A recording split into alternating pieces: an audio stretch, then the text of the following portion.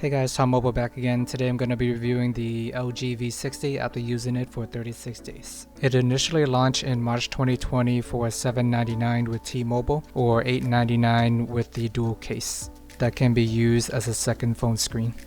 In 2021, I originally got the phone in case for $700 at T-Mobile, but it looks like as of March 2021, they only have the phone itself available for $650. On eBay, you can find the phone for about $400 and the dual case anywhere from $100 to $200. The base model is 128GB. There is a 256GB available, but it can be hard to find. It also has micro SD expansion up to 2TB, which is a fan favorite feature. It has a 5000 mAh battery, and for under $700 it is a great value for the phone. It also comes with a 25-watt charging brick, which is rare these days. And you can charge your phone up to 50% in 30 minutes. The LG V60 lacks the high refresh rate for 2021 standards, but even the latest iPhone 12 model don't have that either. It is something that you hear every tech reviewer talk about, but I personally don't miss it that much. It also lacks Quad HD, but even the latest Galaxy S21 is rocking a 1080 display, and it is selling better than the Galaxy S20, which actually did have Quad HD. The LG V60 have a massive 6.8-inch display, which is great for watching videos and playing games. It is 2460 by 1080p. The bezels are actually kind of big by 2021 standard as well, but it is something I actually never really noticed while I'm using the phone. If you are actively staring at it, of course it is there, but I find that it actually helps with accidental touches. They went for the teardrop design notch at the top, which is where the selfie camera is.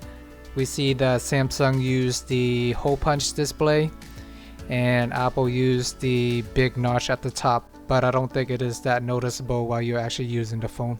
I also like the curved back and the flat display on the front. It makes it easy to hold and navigate. The LG V60 comes with a headphone jack. Now you can listen to your music and charge your phone at the same time. And it is not just any headphone jack, it also supports quad DAC, and it is a feature that audiophile would appreciate. I am not an audiophile myself, but if you do have a good pair of headphones, it is noticeably better and louder on this phone. Here is what it sounds like on my Galaxy Buds at max volume.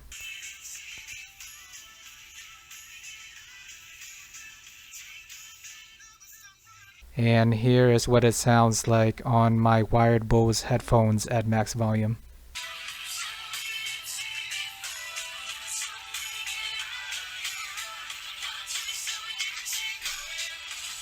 Of course, you're not going to listen to your music at max volume. It is very difficult to demonstrate headphone sound quality on a video, but at least it can give you a sense of how good quad DAC can be. I don't want to get too attached to this feature though, because I'm definitely going to miss it when I switch to another phone for testing. In addition, it also has stereo speakers on the front. This is one of the best smartphones in the market today in terms of speakers. Here is what it sounds like.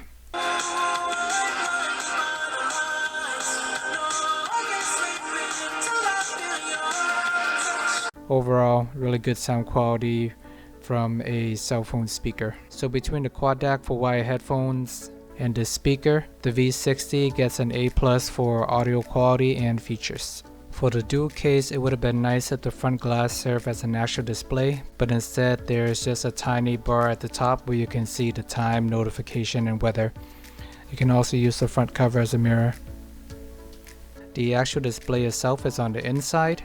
The case itself has a lot of versatility, whether you lay it down like a laptop or prop it up like a tent. The volume rocker on the left side can be hard to reach when the phone is opened up like a book. It would have made more sense to have it on the right side. At the bottom of the case, you have to use a MagSafe-like adapter to charge your phone. It is cool if you actually have it around, but if you only have one of it, you would need to take the phone out of the case to use a wired charger. Luckily, the case itself does support wireless charging if you have one of those around. But overall, the phone does have great battery life, so you don't really have to worry about charging your phone too much until the end of the day. Overall, the case itself is extremely bulky and hard to carry around. I often take it out of the case when I am out and about. It does not fit well in your pocket. If you are at home laying on your bed, it is awesome to have two displays to multitask. You can do things such as watch my channel and play games at the same time. Speaking of which, if you enjoy seeing content like this, please remember to like and subscribe. Overall, I am pleasantly surprised with how many apps that actually work on the secondary screen. I thought there would be more limitation, but I did not find any apps that I use regularly that cannot run on the secondary display. Whether it is Google Chrome, Messenger, Gmail, Snapchat, YouTube, or video games, they can pretty much run them all from my personal experience. The only one potential downside is you can only run one app at a time, but to me it is not that big of a deal. It can get too hectic if you're running more than two things at once anyways. I often use the secondary display while I'm playing video games. Sometimes if I have a message that come in, I can just use the secondary display to read the message. Oftentimes if you only have one screen and you switch away from the game, sometimes it gets disconnected or reset, so it's nice to have a secondary display as an option. Another downside of this case is you cannot use it as a main camera unless you open up like a book. If you just turn on the camera while it's inside of the case, it will just open up the selfie camera. Ironically, the second screen has the same teardrop notch at the top, but there isn't any camera there, so it is a lost opportunity, and it would require two hands to use the main camera with the case on. Overall, the LG V60 camera is good, but not the best. This video was taken on the LG V60 on top of a mountain and on a frozen lake. As you can see, it's actually pretty bright outside. The sun is still out, but overall, the video quality is just okay. Still looks pretty nice, but nothing too extraordinary. The camera itself supports a ultra wide 12 megapixel, a regular 64 megapixel, and a 0.3 megapixel for depth sensing. It supports 10x zoom, it has night photo, the front camera has 10 megapixel, and some of the popular features such as portrait mode.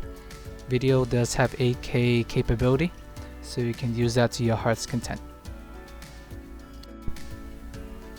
This video is recorded on a less cloudy day.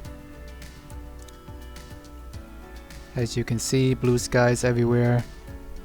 The lake is still half frozen but slowly melting. And as you can see, the overall video quality is just decent. And as you zoom in a little bit more, the video quality does get more fuzzy.